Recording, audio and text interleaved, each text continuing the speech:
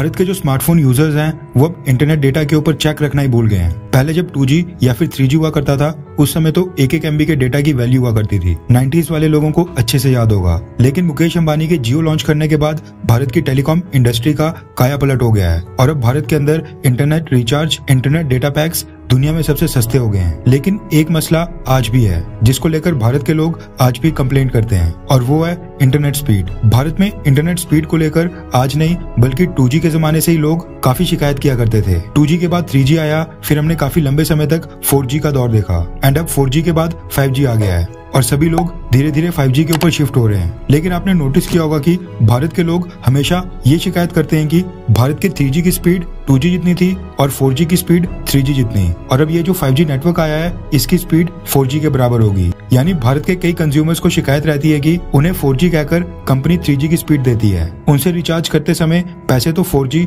या 5G के लिए जाते हैं लेकिन बदले में उनको स्पीड मिलती है 3G की। और भारत के लोगों की शिकायत को बैक करने के लिए कई सारी इंटरनेट स्पीड टेस्ट की रैंकिंग्स भी आती रहती हैं जो दर्शाती हैं कि भारत के अंदर जो इंटरनेट स्पीड है वो दुनिया के बाकी देशों के मुकाबले काफी कम है। जिस तरह से ग्लोबल फायर पावर इंडेक्स होता है, डेमोक्रेसी इंडेक्स होता है या फिर हैप्पीनेस इंडेक्स होता है और ये सब इंडेक्स जारी करके सभी देशों को रैंकिंग दी जाती है, सेम तरीके से इंटरनेट स्पीड को लेकर भी एक रैंकिंग जारी की जाती है जिसमें दुनिया के सभी देशों को उनके यहाँ पर इंटरनेट की एवरेज स्पीड कितनी है उसके आधार पर रैंक किया जाता है। रैंकिंग में नंबर 1 या टॉप के ऊपर रहना मतलब इंटरनेट स्पीड दुनिया में सबसे ज्यादा होना और रैंकिंग में बॉटम के ऊपर रहना इसका मतलब है कि इंटरनेट की स्पीड दुनिया के बाकी देशों के मुकाबले स्लो होना। आज से ठीक 3 साल पहले साल 2020 के सितंबर महीने में इंटरनेट स्पीड के मामले में भारत 138 कंट्रीज में से 130 रैंक के ऊपर था। उस समय पाकिस्तान, नेपाल और इवन श्रीलंका भी भारत से ऊपर थे और इन देशों की एवरेज इंटरनेट स्पीड भी भारत से काफी ज्यादा थी। लेकिन आज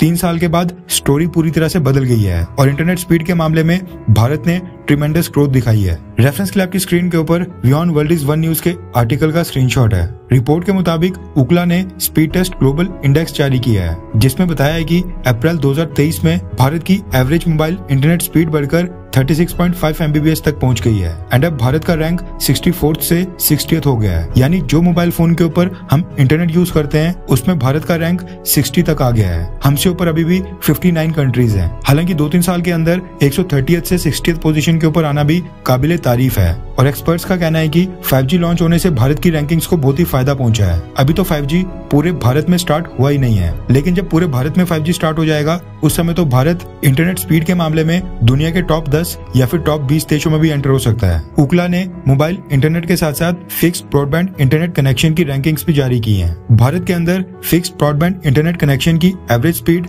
50 से 51 MBPS हो गई है और fixed broadband internet connection speed के मामले में भारत 84th से एक पोजीशन ऊपर आकर 83rd के ऊपर आ गया है। खुशी की बात है कि भारत का रैंक दोनों ही कैटेगरी में ऊपर हुआ है। वहीं मोबाइल इंटरनेट स्पीड में कतर ने पूरी दुनिया में टॉप किया है। यानी कतर में दुनिया में सबसे ज्यादा मोबाइल इंटरनेट की स्पीड है जबकि सबसे ज्यादा फिक्स्ड ब्रॉडबैंड इंटरनेट कनेक्शन की स्पीड है सिंगापुर में। खैर, क्या आपके रीजन में 5G लॉन्च हो गया है? हाँ या फिर ना?